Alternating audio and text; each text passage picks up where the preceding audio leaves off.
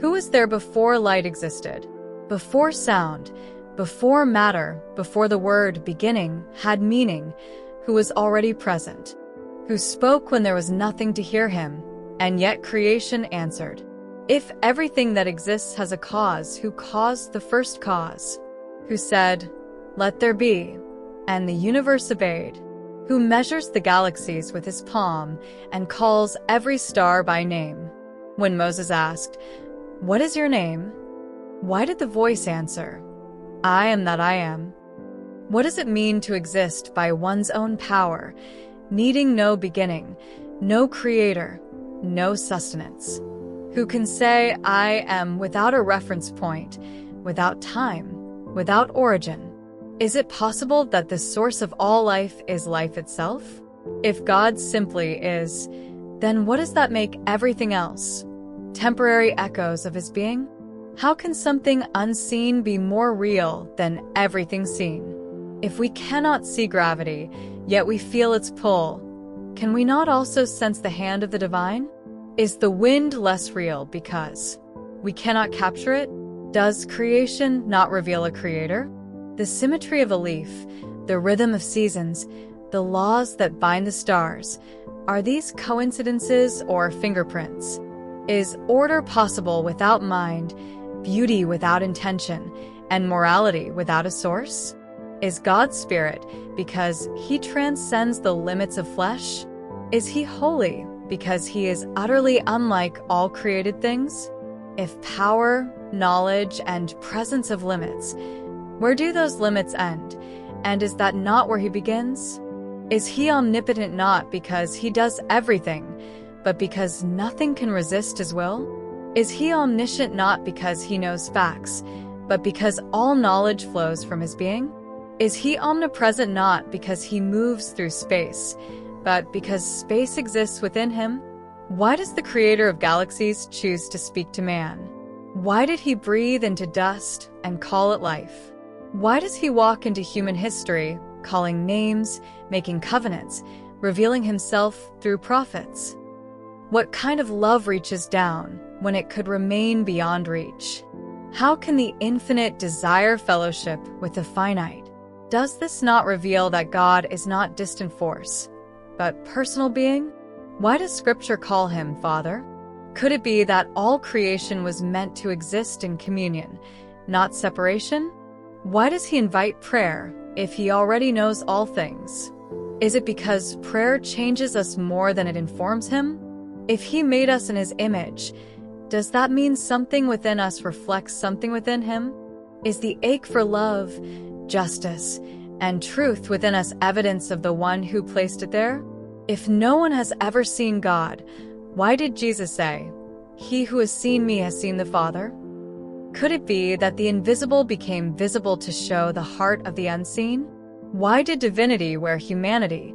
To prove power or to display love? How can the Creator die for his creation? Was the cross not just an act of salvation, but a revelation of who God truly is, love that suffers for the undeserving? If Jesus is the image of the invisible God, do we now understand that God's power is expressed through compassion, not domination? How can one be three and three be one? Is God divided, or is he unity expressed in relationship? If love requires another, was not the Father, Son, and Spirit eternal communion before creation began?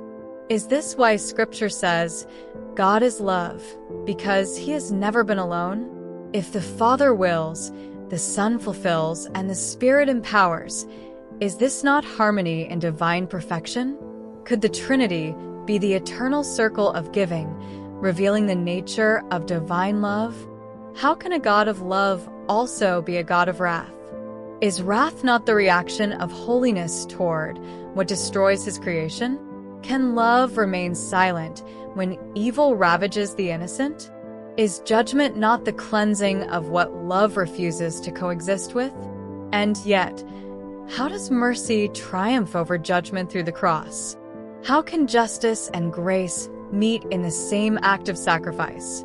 If kingdoms rise and fall, who remains seated upon the throne of time? who existed before the first empire and will reign after the last. Can any human crown outlast the one who wears glory as light? Is not his dominion everlasting, his word unbroken, his reign unchallenged? Do we measure his power by miracles or by the fact that all existence depends on him every second? If he fills heaven and earth, how close is he right now? Is he distant? Or are we simply unaware of his nearness? When a heart whispers help, does he not already hear before the word is formed? Is he not as present in silence as in thunder? If he dwells within those who believe, then is every believer a living temple? Does God not dwell in light unapproachable and yet in hearts contrite? If he is creator, are we not creation? If he is the potter, are we not the clay? Why then do we try to define him rather than be shaped by him? If his greatness is beyond comprehension, should that not humble rather than harden us? What is worship, if not the right response to reality, the bowing of creation before its source? And when we worship, do we not find ourselves most alive? How does the soul recognize peace that logic cannot explain? Why does conviction pierce deeper than reason? Why does beauty move the heart toward awe, not indifference? Why do we feel there must be justice, purpose, meaning unless there is someone who gave us that sense? Can chance produce conscience? Is not the longing for eternity itself proof that we were made for more than time? Who exactly is God? A mystery, a person, a force, a father. Can the finite ever fully define the infinite? If knowledge ends where wonder begins, is wonder not the truest knowledge of him? Maybe he cannot be explained, only encountered. Maybe he cannot be contained, only worshipped. And maybe, just maybe, he has been nearer than we ever imagined.